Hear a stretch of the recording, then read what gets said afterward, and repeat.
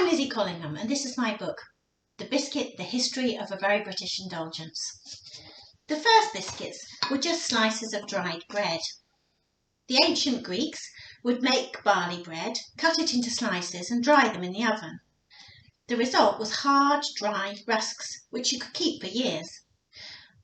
I bought these in Corfu over a year ago and they're still good. Of course, when you came to eat them, you weren't supposed to just gnaw on them. You could crush them to make them into little breadcrumbs and add them to soup to thicken it.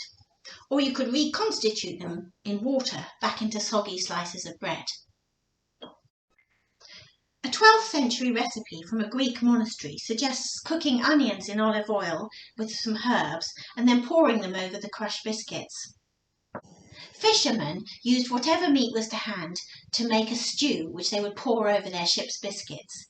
In Northern Europe this was called lobscouse. Laplanders would use walrus meat, the Germans used herrings, the British would make it with salt pork and vinegar. Lobscouse became such a popular dish in the port city of Liverpool that eventually all Liverpudlians were called scousers.